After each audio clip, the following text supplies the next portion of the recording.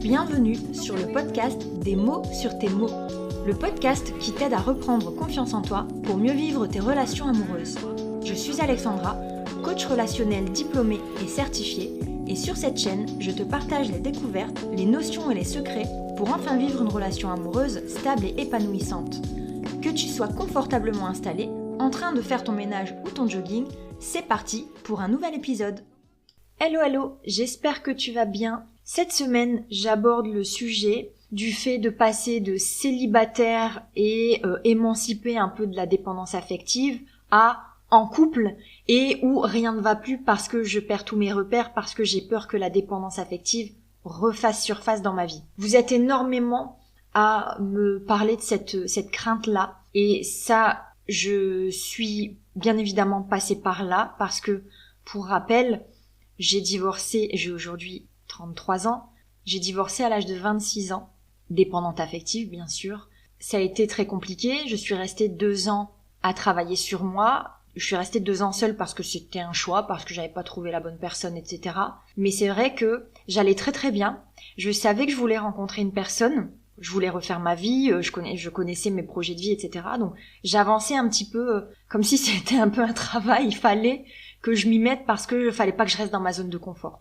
Mais j'étais bien célibataire. Puis quand j'ai rencontré mon mari, j'ai commencé à tout remettre en question forcément, parce que j'avais peur que la dépendance affective, elle revienne comme elle s'était présentée à ma vie et j'avais peur qu'en fait le bonheur que j'avais pu éprouver, cette sensation de liberté, de légèreté, je le perde à nouveau.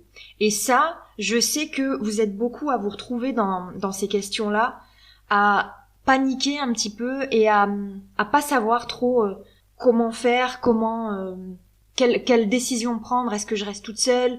Est-ce que je décide quand même d'y aller? Est-ce que je choisis la bonne personne? Est-ce que je peux me faire confiance, etc., etc. C'est beaucoup de questions.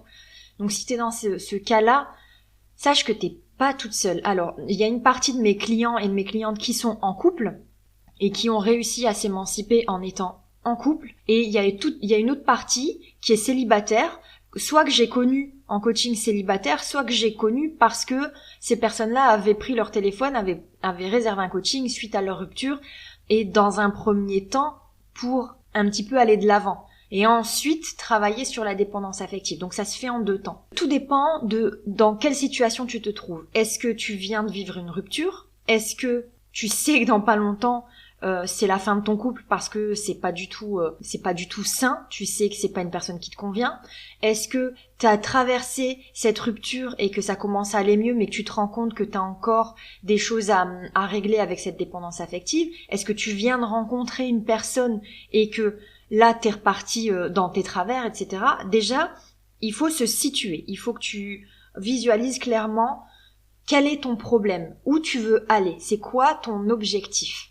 Ça peut être, je veux être sûre de choisir la bonne personne. Ça peut être, je veux garder mon indépendance. Ça peut être, je veux une relation harmonieuse. Alors bien sûr, c'est une évidence, tu veux tout ça.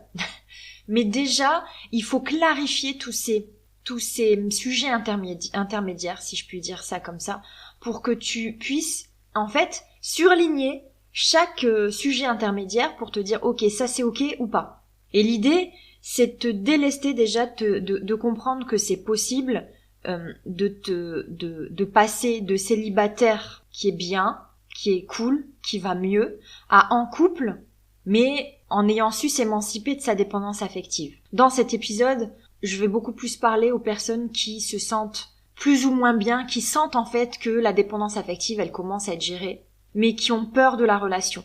Si t'es dans ce cas-là, dis-toi bien une chose, c'est que tout ce que tu as appris pour aller mieux, tout ce que tu as mis en place pour aller mieux, en fait, c'est ces mêmes choses que tu vas devoir mettre en place en étant en couple.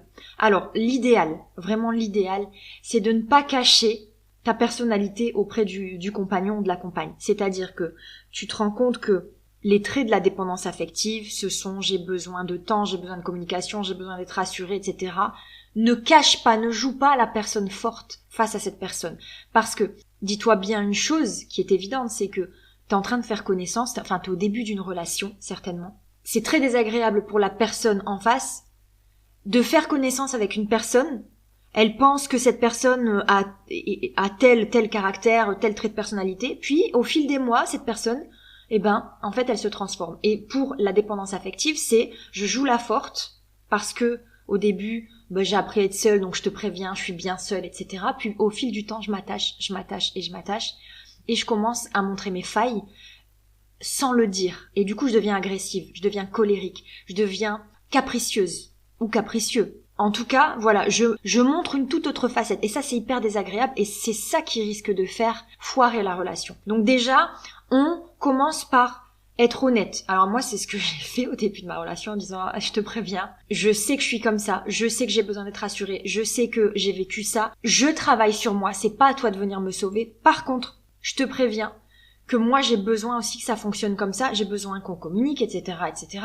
Mais l'idée, c'est pas de lui dire « Il faut que tu me sauves, il faut que tu éponges un petit peu ma dépendance affective. » L'idée, c'est de lui dire « Je suis en train de travailler sur moi, mais sache que ma personnalité, elle est comme ça. » T'es peut-être pas obligé d'utiliser le mot dépendance affective au tout début, ça peut faire un peu peur, mais en tout cas, c'est en lien aussi avec ce que je dis souvent, c'est qu'on se débarrasse pas de sa dépendance affective, c'est-à-dire que t'as une nature de dépendante affective, on apprend à la gérer. Mais tes besoins, eux, ne changent pas en réalité. Si t'as besoin qu'on s'occupe de toi, tu verras que il va falloir trouver le chemin entre il s'occupe de moi ou elle s'occupe de moi et je m'occupe de moi. Mais en tout cas, on va pas nier le fait que t'as besoin de t'occuper de toi ou qu'on s'occupe de toi. Tu vas pas jouer à la personne forte qui peut que s'occuper des autres et qui s'en fiche d'elle-même. Tu vois un petit peu l'idée? Et ça, c'est à tous les niveaux. Il faut vraiment que tu prennes conscience que pour que ça fonctionne, pour que tu continues à garder cet équilibre-là, il n'y a pas de choix à faire entre je suis heureuse en couple, mais je suis pas bien avec moi-même. Il n'y a pas de choix, c'est je suis bien avec moi-même et je suis bien dans la relation. Il n'y a pas de choix à faire. Donc, une fois que tu as fait ce travail-là toute seule, tu vas pouvoir juste le retranscrire sur ton couple.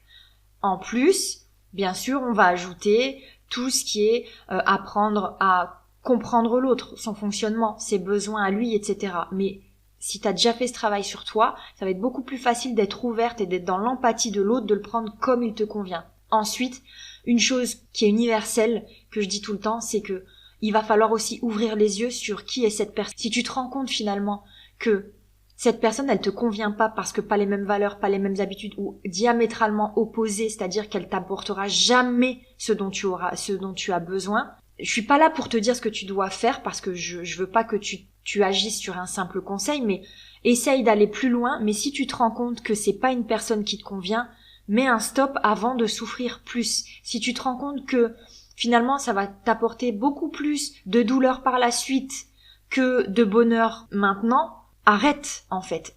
Limite les dégâts. Ça va être important de le faire. T'as un peu les bases maintenant pour te rassurer, pour te dire c'est possible, je peux passer de heureuse célibataire, bien dans mes baskets, émancipée de la dépendance affective, à heureuse en couple et également émancipée de la dépendance affective. C'est beaucoup de travail, je le sais. Donc encore une fois, si tu as des questions, si tu as besoin d'approfondir, n'hésite pas, envoie-moi un message, laisse-moi un commentaire, abonne-toi à la chaîne réservée aux abonnés. Et là, sur cette chaîne, je fais des épisodes qui sont sur mesure en fonction de tes demandes. Tu peux aussi m'envoyer un message, tu peux essayer d'y voir un peu plus clair en prenant une séance à l'occasion pour faire un petit peu le point. Voilà, il y a plein de choses que tu peux mettre en place, donc n'hésite vraiment pas, j'insiste, c'est qu'en passant à l'action que ça va changer. Donc si les podcasts en eux-mêmes te conviennent, continue et merci de m'écouter. Si tu sens que t'es limité, si tu sens que t'as besoin de plus, n'attends plus, passe à l'action parce que ta vie, elle peut radicalement changer juste avec quelques petites clés en plus et une séance, elle peut radicalement changer ta vie. J'ai pas la prétention de dire que je vais changer ta vie, mais la séance, tu la dois à toi en fait. Moi, je fais juste mon travail, mais si toi tu décides que ça change, que tu mets les choses en place alors ça va changer. Mais n'attends plus, arrête d'attendre je ne sais quoi, fais-le. Voilà pour cet épisode. Je te remercie beaucoup. Je te dis au prochain épisode et d'ici là, prends soin de toi.